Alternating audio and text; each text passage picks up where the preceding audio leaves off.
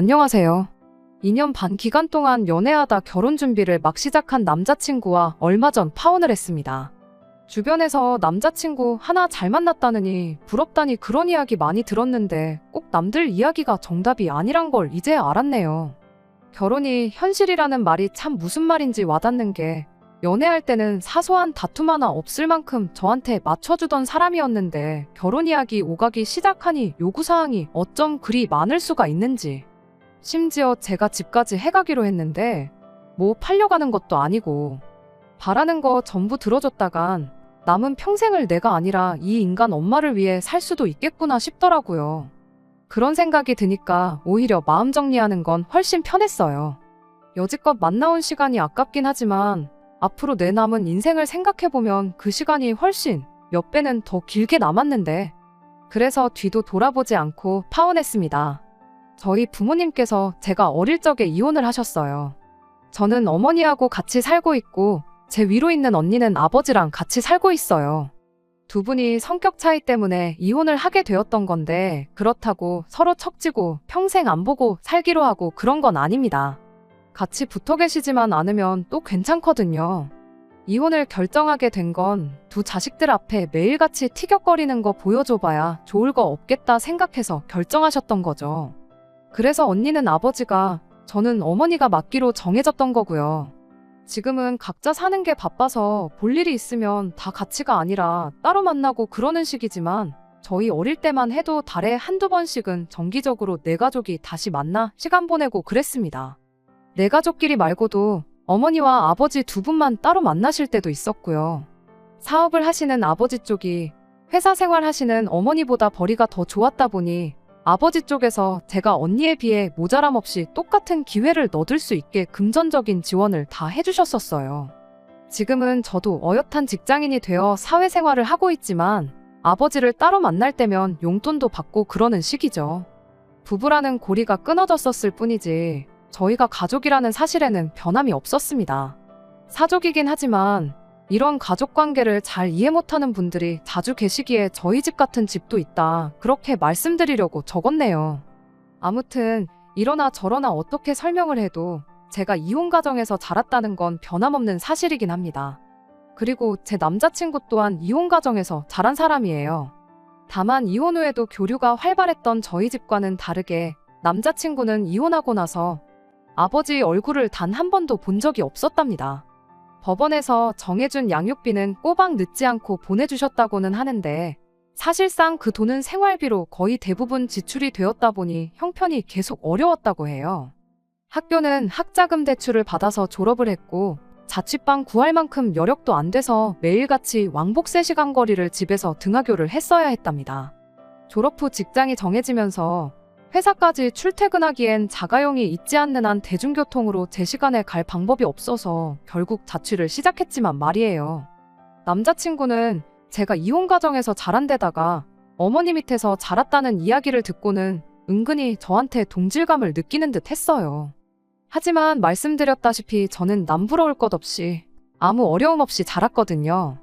하지만 그렇다고 해서 우리 집은 좀 다르다. 너가 동질감을 느낄 만큼 힘들게 살았던 적 없다 하고 해명을 할 필요는 없었고 굳이 그걸 밝혔다간 남자친구한테 나름대로 상처를 주는 일이지 않을까 싶기도 해서 따로 저희 집 상황에 대해서 이야기를 하지는 않았습니다.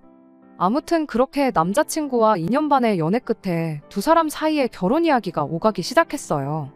사람이 워낙에 괜찮은 사람이었다 보니 청혼에 응하긴 했지만 그때 당시에 나름 고민도 많이 되었던 게 바로 경제적인 부분이었습니다. 그때 제가 모아놓은 돈이 4천만 원밖에 없었거든요. 제 나이치고 잘 모은 편은 아니란 건 저도 알고 있어요.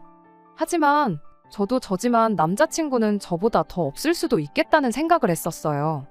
집이 어렵고 학자금 대출을 받아서 학교를 다녔고 그런 이야기를 들었어서 그랬나 무조건 저보다는 상황이 안 좋을 거라 생각했죠. 그래도 설마 모아놓은 돈이 한 푼도 없지는 않겠지 그런 생각이 들 때도 있었습니다.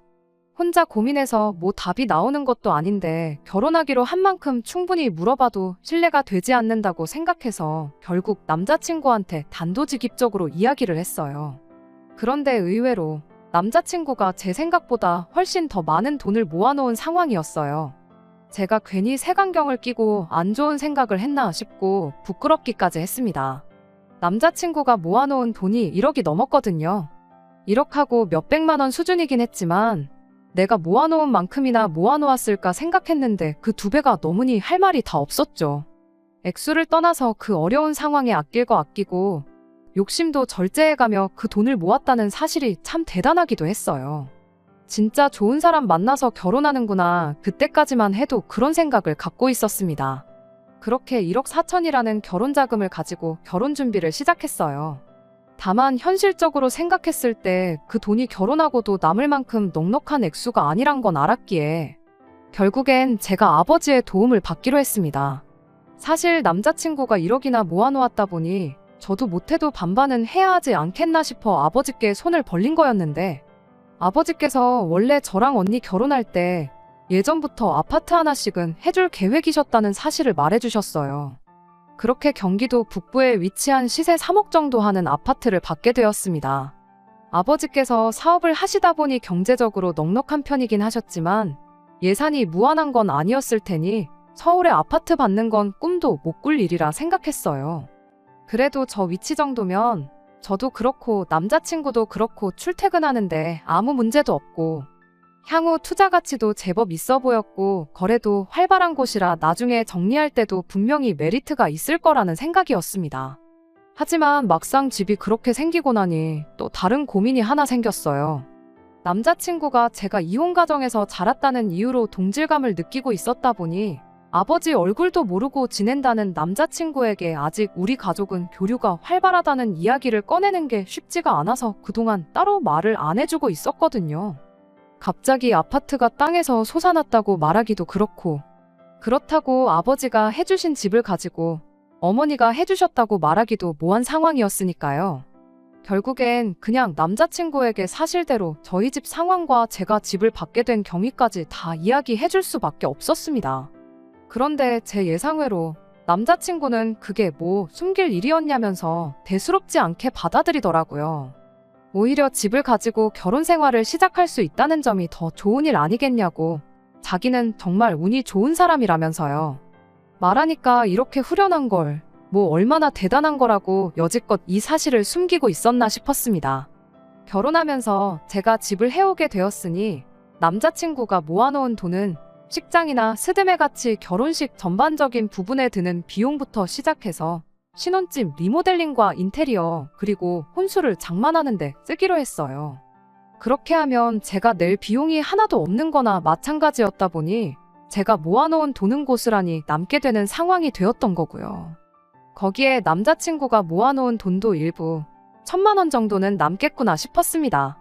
그런데 남자친구가 저보다 그걸 더 먼저 계산하고 있었던 건지 남은 돈은 전부 현금 예단식으로 해서 자기 어머니한테 드렸으면 좋겠다고 하는 겁니다. 솔직히 그 말이 저한테는 좋게 들리지는 않았어요. 돈이 남았다고 굳이 그 돈을 다 써버리고 저축 하나 없이 결혼 생활을 빵원으로 시작할 필요는 없다고 생각했거든요. 말씀드렸다시피 집 위치도 단점은 최대한 생각 안 하고 좋은 점만 보고 이래저래 타협을 한 거지. 돈은 돈대로 아꼈다가 빨리 더 좋은 위치로 이사 나가는 게 가장 이상적인 계획이 아닐까 싶었고 굳이 그 돈을 남자친구 어머니한테 드리겠다는 것도 솔직히 마음에 들지는 않았어요. 이런 일의 원칙을 따지는 것도 우습지만 상식적으로 돈을 돌려드리면 집을 해주신 저희 아버지한테 돌려드리는 게 맞는 거 아닌가 싶기도 했죠. 물론 저희 아버지가 돌려드리겠다고 해서 그 돈을 받아가실 분은 아니지만 말이에요.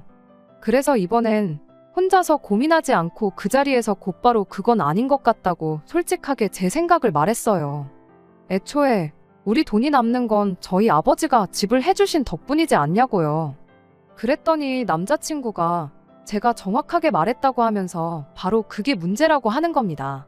집을 해주신 덕분에 자기가 기우는 결혼을 하게 되었는데 자기가 앞으로 저희 부모님 눈치를 보면서 살게 되겠지 않냐고 하는 거예요.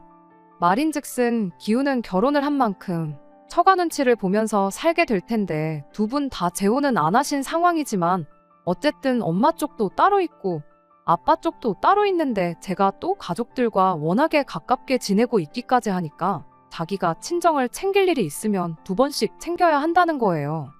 명절에 친정을 방문한다고 쳐도 저희 집 따로, 아버지 집 따로 가야 하고, 어버이날도 용돈 같은 걸 드려야 하는 명절도 뭐가 되었든 간에 부모님을 챙기는 일이 있으면 자기는 앞으로 무조건 2배씩 해야 되는 거 아니겠냐대요. 그런데 그런 자기에 비해 저는 앞으로 우리 엄마 한 사람만 챙기면 되는 거 아니냐고, 자기는 챙길 집이 2집인데 저는 한 집이지 않냐? 너가 봐도 이건 불공평하지 않냐고 우기는 겁니다. 그러니 결혼 준비하고 남은 돈은 자기 어머니한테 현금의 단식으로 전부 드려도 그게 아까운 게 아니라는 거예요. 자기는 돈이 2집으로 나가야 하니 2배로 들 테고, 저는 시어머니 한 분한테만 잘하면 되는 거니 결혼 전에 그 정도는 해도 된다는 논리잖아요. 듣다 보니 어이가 없어서 애초에 대리효도 같은 거 바라지도 않고 바란 적도 없다고, 각자 부모님은 여태 하던 대로 각자가 알아서 챙기면 되는 거 아니냐고 했습니다. 그렇게 하면 내가 2배로 효도해야 하고 당신은 당신 어머니 한 분한테만 하면 되는 거지 않냐고. 그럼 이제 나한테 더 불공평해진 상황이지 않냐고요. 그리고 그 논리대로라면 지금 남아있는 이 돈은 어머님한테 드릴 게 아니라 우리 부모님께 절반씩 나눠서 드려야 되는 게 맞지 않냐고 따졌죠. 애초에 나는 그럴 생각 없다고, 그냥 남은 돈은 남은 대로 우리 미래를 위해 저축하는 게 어떻겠냐고 그렇게 한마디 했어요. 그때는 솔직히 남자친구가 어떻게든 이 결혼에서 이득을 취해보려고 하는 거라는 생각은 하지 않았습니다. 단지 이제 진짜 혼자가 되시는 어머니 걱정 때문에 꺼낸 소리라고 생각했어요. 저희 어머니도 혼자 되시는 건 마찬가지긴 하지만 딸인 저와 아들인 남자친구가 각자 어머니를 대하는 마음가짐이 다를 수도 있다고 생각해서 그냥 넘어갔습니다. 그런데 본심이 그게 맞았던 겁니다. 남자친구는 어떻게든 결혼 전에 어머니한테 큰 효도를 해주고 싶었나 봐요. 처음엔 자기 돈이 아니라 내 돈으로 어떻게 해보려다가 안 되니 이젠 자기 돈을 직접 주려고 안간힘을 쓰더라고요. 난데없이 또 곰곰이 생각해보니 우리 결혼이 불공평한 것 같다고 말을 꺼내는 겁니다. 이번엔 또 뭐가 불공평해서 그러는 거냐고 물으니 결혼 비용을 왜 자기만 내느냐고 하면서 공평하게 반반 결혼을 하자고 하더라고요. 내가 3억 집을 해오는 건데 무슨 반반 결혼을 하자고 하는 거냐고. 계산해보면 내가 아니라 당신이 2억 5천은 더 해와야 하는 거 모르느냐 따졌더니 남자친구가 따지고 보면 장인어른이 엄밀히 말하면 이혼하셨으니까 서류상으로는 가족은 아니지 않냐는 말도 안 되는 소리를 하는 거예요. 아버지가 해주시는 게 아니라 저희 어머니가 해주시는 거면 자기가 이런 말도 안 꺼냈을 거라면서 말이죠. 저희 아버지가 저한테 집을 해준 가장 큰 이유는 우리 둘이서 결혼을 하기로 했기 때문에 해주시는 거 아니겠냐고. 사실상 자기가 저랑 결혼을 안 했으면 그 집이 저한테 생길 이유도 없던 거나 마찬가지 아니겠냐고. 그러니까 그 집은 저희 아버지가 저를 위해서가 아니라 우리 둘을 위해서 해주시는 걸로 봐도 무방하다고. 그러니 그 집에 자기 지분도 있는 거나 마찬가지라는 말도 안 되는 논리를 펼치기 시작했어요. 그러니 반반 결혼을 해서 결혼식 비용부터 신혼집 인테리어 비용의 살림살이들은 우리가 똑같이 반반 나눠서 하고, 그리고 나서 남은 돈은 결혼 전에 모아놓은 재산이니 결혼하기 전에 각자 알아서 쓰고 싶은데 쓰면 된다는 거예요. 그러니까 자기는 꼭 자기 어머니한테 돈을 드려야겠다고 우기는 겁니다.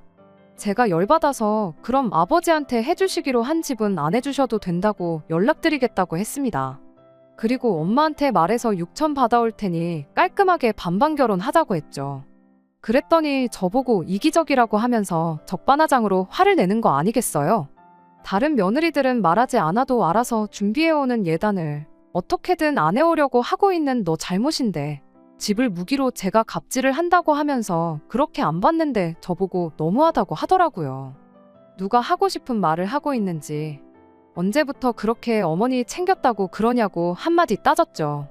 학자금 갚고 월세 내고 혼자 살면서 여태 돈 모아놓은 거 대충 계산만 해봐도 이날이 때껏 당신이 어머니한테 생활비 한 번 제대로 안 드렸던 거 계산 딱 나온다고. 왜 여지껏 돈 한 푼 드린 적 없었으면서 결혼할 때 되니까 이제 와서 내 돈을 드리면서까지 효자 노릇을 하려는 거냐 따졌더니 누가 네 돈 달랬냐고, 내가 모아놓은 돈 드린다고 했지 않냐면서 더더욱 얼굴에 철판 깔고 뻔뻔하게 나오더라고요. 저희 아버지가 해준 집을 절반은 자기 집이라고 우기고 자기가 모은 돈 어머니 드리겠다는 건데 뭐가 다르냐고 따지니 너는 어떻게 된 며느리가 시댁 챙길 생각은 안 하고 친정만 생각하냐고 하면서 며느리 될 자격이 없다고 하는 겁니다. 그렇게 친정만 챙기니 고부간의 갈등이 생기는 거라고, 순탄한 결혼 생활 하려면 해야 할 건 해야 하는 거라고 열변을 토하면서요. 정말 연애할 때 저런 모습 보인 적 한 번 없는데 이제서야 효자가 되겠다고 저러는 꼴을 보니 정말 어이가 없더라고요. 그래서 곧바로 아버지한테 전화 한 통 드렸습니다. 남자친구는 제가 혹시나 아버지한테 집 해주시기로 한 거 안 해주셔도 된다고 전화를 하려는 건 줄 알았는지 혼비백산을 하면서 제 전화기를 뺏으려고 하더라고요. 집 해주지 말라고 하는 전화 아니라고 말하니 그제서야 제 눈치만 살살 보면서 잠잠해졌습니다. 아버지가 전화를 받으셨고 저는 남자친구도 들으라고 바로 전화를 스피커폰으로 돌렸어요. 그리고 아버지한테 물었죠. 나한테 집 해주기로 했던 거, 나 결혼 안 할 수도 있는데 그래도 그냥 주실 수 있냐고요. 제 질문에 아버지는 어차피 해주려고 했던 건데 결혼을 하던 말던 아무 상관없다고 그렇게 대답을 해주셨어요. 그리고 네 엄마한테도 말해놨으니까 엄마한테 돈 좀 더 달라고 해서 경기도 말고 서울에다가 집을 구하는 게 어떻겠냐고 오히려 예산을 더 늘려주시는 거 아니겠어요? 대충 감사하다고 말씀드리고 전화를 끊었고 저는 빤히 남자친구를 쳐다봤어요. 남자친구는 안절부절 긴장이 되는지 다리를 떨면서 애꿎은 손톱만 물어뜯기 시작했고요. 전화 끊고 남자친구한테 우리 아버지가 뭐라고 하시는지 들었지? 라고 물어봤어요. 당연한 이야기겠지만 입이 10개라도 할 말이 없었을 거예요. 아무 대답도 못하고 그저 손가락을 바꿔가며 애꿎은 손톱만 물어뜯고 있더라고요. 사실 아버지한테 집 그냥 달라고 전화할 필요도 없었고 그냥 헤어지자고 하면 되는 거였는데 남자친구 속이라도 상해서 쓸데없는 욕심부리고 효자 노릇 하려던 거 평생을 두고 후회하라고 일부러 그렇게 했던 거였습니다. 이미 진작에 결혼은 때려치자고 할 계획이었어요. 어디서 남의 돈을 꽁으로 먹으려고 하냐고, 네 돈 소중하고 네 부모 소중한 거 알면 다른 사람도 똑같이 소중하지 않겠냐고 하고 자리에서 일어났어요. 마지막으로 남자친구한테 결혼은 그냥 없던 일로 할 테니 그렇게 알고 그렇게 어머니가 소중하면 지금부터 정신 차리고 네 돈으로 효도 실컷 해드리라고 했습니다. 저는 남자친구가 저에게 좋은 남편이 되어줄 거라 믿었고 저 또한 좋은 아내가 되려고 했어요. 당연히 거기에는 남자친구가 좋은 사위가 되는 것도 포함되고 제가 좋은 며느리가 되는 것도 포함이었습니다. 결혼할 때 돈 얼마 더 해왔다고 해서 누구 집은 신경도 안 쓰고 박대하고 누구 집은 눈치 보면서 잘해야 하고 그럴 필요 없는 거잖아요. 결혼이 두 사람이 만나 두 집안이 하나가 되는 거지. 돈 덜 있는 집이 돈 더 있는 집의 밑으로 들어가서 가불관계가 되는 게 아니니까요. 가만히나 있었으면 제가 알아서 며느리 도리하면서 효도했었을 거예요. 당장 결혼 준비하면서 남은 돈 5천만 원이 아니라 그 이상을 해드렸을 겁니다. 뭐 제가 하려던 며느리 도리가 그 자식 성에나 찼을런지는 모르는 일이지만 말입니다. 그렇게 생각하니 더 질질 끌지 않고 단칼에 파혼해버린 게 참 후련하고 잘한 일이라는 생각이 드네요. 파혼하고 돌아온 날 어머니께서도 아직 어머니도 아버지도 현역이시고 제 나이도 한참 때인데 새로운 사람 찾는 게 뭐가 어렵겠냐고 위로해 주시더라고요. 사실 위로받을 일도 아니지요. 거머리 거지 같은 자식을 미리 알고 떼어냈으니 오히려 축하할 일에 가깝지 않겠나요? 한동안은 새로운 사람 만나고 싶은 마음도 안 들 것 같아요.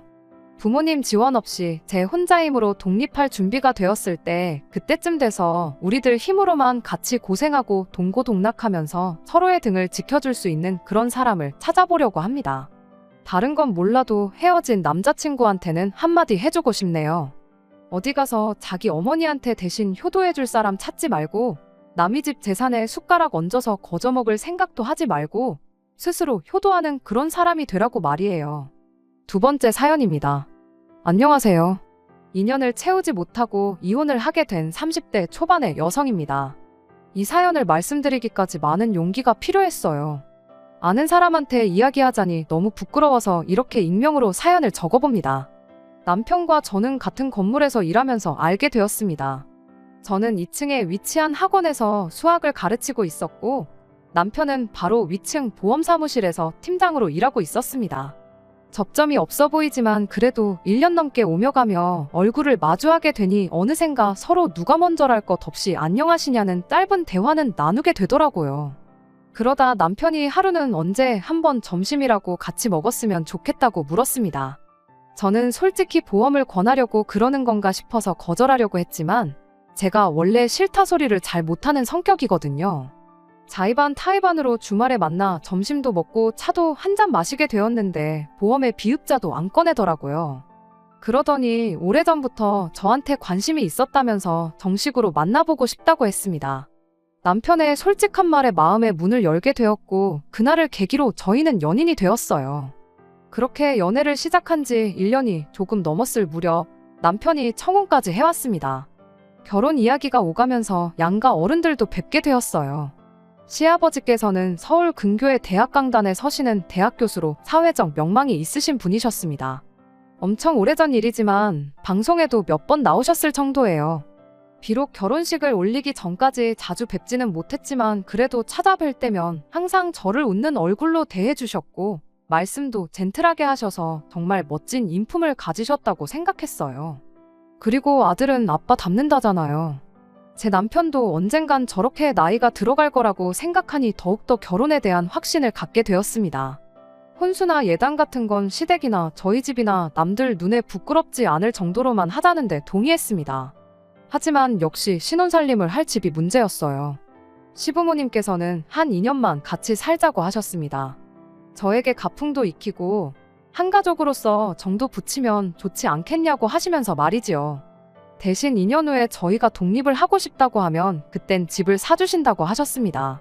솔직히 이때는 시아버지의 실체도 몰랐고 여러모로 손해는 아닌 것 같아서 좋다고 했습니다.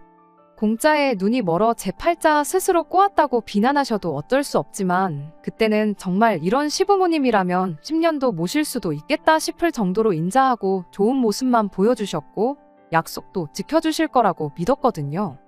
하지만 열길 물속은 알아도 한길 사람 속은 모른다더니 결혼하고 나니까 그전에는 보이지 않았던 것들이 눈에 들어오기 시작했습니다. 시아버지는 제 예상과는 전혀 다른 분이셨습니다.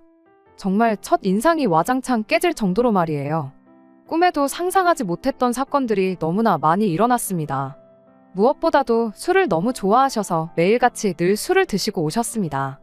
과음으로 인사불성이 돼서 귀가하시는 시아버지께서는 만취한 날이면 꼭 속옷만 입으시곤 소파에 누워서 주무셨습니다. 시어머니가 저희도 있으니 추태 부리지 말라고 어르고 달래면 방으로 들어가시는 수순이었어요. 때로는 새벽 한 5시쯤이 되면 일어나서는 곤히 잘 자는 가족들을 다 깨워서 약수터에 가자고 하셨습니다. 한 사람이라도 안 가겠다고 하면 일찍 일어나는 새가 벌레를 잡는다부터 시작해서 일장연설을 늘어놓으셨고요. 같이 살기 시작한 지 한 반년쯤 됐던 날이에요. 새벽 2시 반쯤이었는데 시어머니가 남편을 조용히 깨우시더라고요. 저도 덩달아 잠에서 깼지만 왠지 시어머니가 남편만 조용히 불러내시기에 눈을 감고 자는 척을 하고 있었어요. 나중에 알고 보니까 시아버지가 대학 근처에서 술을 과하게 드시곤 길에서 쓰러져 잠들어 계셨답니다. 그걸 우연히 시아버지 수업을 듣는 학생이 발견해서 시아버지 핸드폰으로 시어머니께 연락을 해온 거였어요. 남편이 운전하는 차를 타고 시어머니가 파출소로 옮겨지신 시아버지를 모셔왔고요. 행여 학교에 소문이라도 나면 큰일 난다며 시어머니가 연락 준 학생에게 돈을 챙겨줬다고 하셨습니다. 너무 부끄럽고 남사스러운 일이지만 그렇게라도 학생 입을 다물게 하려고 그러셨다더군요. 나중에 남편에게 그 이야기를 듣고는 시부모님 두 분 모두께 너무나 실망을 했습니다. 그런 일이 있었음에도 불구하고 시아버지의 음주는 점점 더 심해져만 가는 눈치였습니다. 그러자 결국 하루는 시어머니께서 며느리도 같이 사는데 남사스럽다고 채통 좀 지키라며 시아버지께 소리를 지르셨습니다. 같이 사는 동안 시어머니가 시아버지께 이런저런 잔소리를 하시는 건 봤어도 큰 소리를 내시는 건 본 적이 없었기에 저나 남편이나 깜짝 놀랐습니다. 시아버지께서도 처음엔 당황하신 듯 하더니 이내 TV 옆에 있던 수석을 집어드셔서는 것을 테이블에 집어 던지셨습니다. 시어머니더러 마누라가 남편을 무시하니 술을 안 마실 수가 있냐면서요. 테이블 유리가 다 깨지면서 집안은 순식간에 난장판이 되었고요. 소리가 어찌나 컸는지 아랫집에서 무슨 일 있냐고 인터폰을 해올 정도였으니까요. 태어나서 한 번도 이런 상황을 직접 겪어본 적 없었던 저는 말 그대로 심장이 터지는 줄 알았습니다. 시아버지께서 저에게 배우라고 한 가풍이 이런 건가 어이가 없었네요. 시어머니는 주저앉아서 당신 팔자를 한탄하시면서 우시고 저는 그런 시어머니를 달래며 집을 치워야만 했습니다. 시아버지는 욕을 하며 집 밖으로 나가셨고 걱정이 된다며 남편은 시아버지 뒤를 따라 나갔고요. 놀라운 건 이런 대소동이 있었지만 그 다음날 가족 중 누구 하나 먼저 이 일을 입에 담는 사람이 없었다는 거예요. 사실 무엇보다도 시어머니와 저희 부부를 답답하게 한 건 시아버지는 다음날이 되면 아무 일도 없었다는 듯이 행동을 하신다는 점이었습니다. 처음에는 어찌나 태연하게 연기를 하시는지 정말 기억을 못하시나 기억력에 문제가 있으신 건 아닌가 싶더라고요. 결국 한 1년쯤 지났을 때 저는 남편에게 우리 제발 나가 살면 안 되냐고 물었습니다. 아프신 시아버지 병수발을 할 자신이 없다고 솔직하게 털어놓으면서 말이에요. 그러자 남편은 현실적으로 우리 둘이 맞벌이를 해서 언제 집을 살 수 있겠냐며 1년만 더 버티자고 그러더라고요. 저도 그 말에 딱히 반박을 할 수가 없어서 알겠다고 했습니다. 그리고 그때부터 마음속으로 하루하루를 새고 있었네요. 그리고 얼마 뒤 평소처럼 시아버지는 귀가하시기 전이었고 꾸벅꾸벅 졸고 계신 시어머니께 먼저 들어가 주무시라고 했어요. 그리고는 남편과 제가 거실에서 시아버지를 기다리고 있었고요. 그런데 2시쯤 남편 핸드폰으로 전화가 걸려왔어요. 받아보니 경찰서더라고요. 시아버지께서 엉뚱한 동네에 있는 포장마차까지 가셔가지곤 술에 취해 행패를 부리셨다고 하더군요. 옆자리에 중년 부부가 술을 마시고 있었는데 아내 되는 사람한테 치근덕거리다 싸움이 났고요. 결국 신고를 받고 지구대 경찰관이 나왔는데 그 경찰관한테 욕설을 퍼부으셨답니다. 남편은 그 이야기를 듣자마자 앞에 쩔쩔매면서 지금 당장 모시러 가겠다고 죄송하다고 연신 사과를 하고 있었어요. 이게 무슨 개망신인가 싶었습니다. 그래도 다행히 시아버지를 알아보는 사람은 없었나 보더라고요. 새벽동이 틀 때쯤 시아버지와 남편이 집으로 돌아왔습니다. 주무시던 시어머니도 소란스러운 소리에 깨셨고 저도 잠 한숨 못 자고 날밤을 샜어요. 술에서 덜 깨신 것 같았는데 뭐가 그렇게 그날은 또 기분이 좋으신지 계속 저한테 사랑의 총알을 쏘시고 저더러 한번 안아보자 그러시는 거예요. 남편이 얼른 안아드리라 그래서 떨떠름하게 어깨동무식으로 대충 안아드렸더니 갑자기 제 팔뚝 안쪽 살을 꼬집듯이 주물럭거리시는 게 아니겠어요. 저는 어색하게 웃으며 팔을 빼냈습니다. 그러자 또 어딜 가려고 그러냐며 제 손목을 잡아 끄시더니 제 팔뚝살을 또 만지려고 하시는 거예요. 그 순간 더는 아니다 싶어서 제가 시아버지께 왜 자꾸 만지시냐고 아프다고 그러면서 정색을 했습니다. 그제서야 시어머니도 왜 당신을 두고 며느리를 귀찮게 하냐며 억지로 시아버지를 모시고 안방으로 가시더라고요. 제가 남편에게 너무 기분 나쁘다고 이건 시아버지 술 깨시면 한번 짚고 넘어갈 문제인 것 같다고 그랬습니다. 그러자 남편은 대수롭지 않다는 듯 왜 일을 크게 만들려고 그러냐며 시아버지가 며느리 예뻐하는 것도 기분이 나쁘냐고 비아냥거리더라고요. 그리고 남편이 이 이야기를 시어머니께도 전달을 했는지 이튿날 회사에 있는데 시어머니께 전화가 걸려왔습니다. 당신들이 딸이 없어서 시아버지가 저를 딸처럼 생각해서 그러는 거니까 너무 기분 나쁘게 받아들이지 말라고요. 하지만 저는 솔직히 시아버지와 며느리 관계를 떠나서 기분이 너무 찝찝했습니다. 하지만 제가 남편과 이혼을 결심하게 된 결정적인 이유는 따로 있습니다. 시아버지의 음주가 결국 저희 부부의 발목을 잡았어요. 10시 정도로 약간 늦은 시간이었지만 음식물 쓰레기를 버리고 자야겠다 싶어서 아파트 1층으로 내려가는데 어디선가 쿵소리가 나더라고요. 놀라서 뛰어나가 보니 세상에 시아버지 차가 아파트 화단에 처박히듯 올라타 나무를 받은 것 같더라고요. 제가 시아버지께 괜찮으시냐고 물어보려는 순간 술 냄새가 진동을 하는 걸 한 번에 알 수 있었습니다. 시아버지께 술 드시고 운전하신 거냐고 그러니 그건 저더러 알바 없다면서 저한테 앞이 찌그러진 차에 타라고 하시더라고요.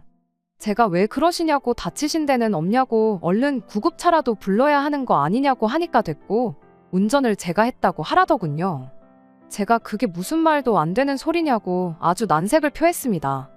그러자 시아버지께서는 내가 대학교에서 잘리면 니들 집은 어떻게 사주겠냐며 어차피 이래봤자 저한테 크게 피해갈 일도 없으니 누가 묻거든 제가 이런 사고를 냈다고 하라셨습니다. 몇몇 이웃들이 무슨 일인가 싶어 밖으로 나왔고 저와 시아버지는 그 몇 안 되는 군중 사이에서 실랑이를 하고 있었습니다. 그때 음식물 쓰레기 버린 제가 안 들어와서 그런지 남편이 따라 나왔더라고요. 저는 그런 남편을 붙들고 방금 시아버지가 하신 말씀을 이야기하며 당신이 빨리 아버님 설득 좀 해보라고 했습니다. 그런데 오히려 남편은 아버님 말씀이 틀린 것도 아니랍니다. 어차피 다친 사람도 없으니 그냥 제가 운전하다 실수했다고 하라는 거예요. 제가 음주운전을 하고 집에 오신 건 범죄라고 절대 협조해드릴 수 없다고 했어요. 그러자 남편은 네가 학원 선생이지 무슨 성인군자냐며 그럼 너는 시아버지가 면허 취소라도 되는 걸 바라는 거냐고 묻더라고요. 그 순간 저는 이 부자지간에게 참교육을 해줘야겠다는 생각이 번뜩 들었습니다. 그래서 경찰을 불렀습니다. 제가 경찰을 불렀다고 하자 시아버지가 이게 무슨 배워먹지 못한 짓거리냐며 얼른 다시 전화해서 못 오게 하라시더군요. 남편도 어떻게 며느리가 시아버지를 신고하냐며 제정신이냐고 화를 냈습니다. 저는 남편에게 이번엔 나무로 그쳤지만 다음에는 진짜 사람이 다칠 수도 있다고 저런 분에게선 면허를 뺏는 게 모든 사람을 살리는 길이라고 설득을 했지만 남편은 들으려조차 하지 않았습니다.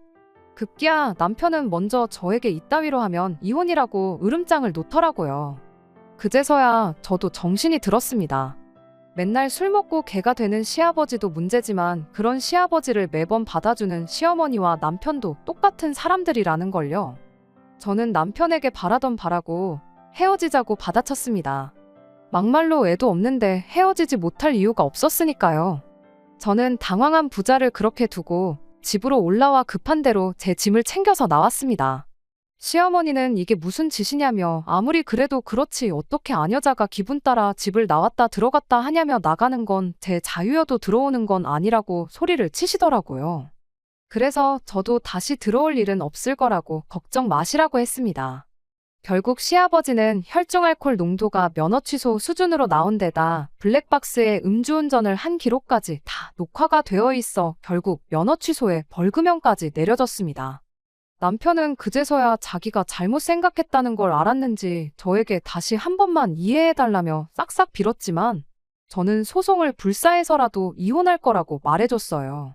그리고 질질 끌면 시아버지 이야기까지 다 떠벌리겠다고요. 그러자 남편도 더는 제 마음을 돌릴 수 없겠다 싶었는지 이혼에 동의해주겠다 했습니다. 대신 시아버지가 돌아가시면 다시 같이 살자는데 이건 뭐 미친 소리나 마찬가지죠. 그렇게 며칠 전 저와 남편은 마지막으로 협의 이혼을 했다는 신고서를 내고 깔끔하게 남남이 되었습니다. 이제 당분간은 술 먹는 사람은 상종도 하기 싫으네요. 시아버지는 면허 취소와 지난번 술에 취해 길에서 발견된 일까지 학교 안에 소문이 나면서 결국 강단에서 물러나셨다고 하더군요. 지금은 뭐 미움도 없고요. 그냥 시아버지가 정신 차려서 남들한테 피해나 안 끼치고 살았으면 하는 생각뿐이네요. 끝까지 들어주셔서 감사합니다. 오늘의 사연은 여기까지입니다. 구독과 좋아요, 알람 설정 부탁드리고 더 좋은 사연으로 다시 찾아뵙겠습니다. 감사합니다.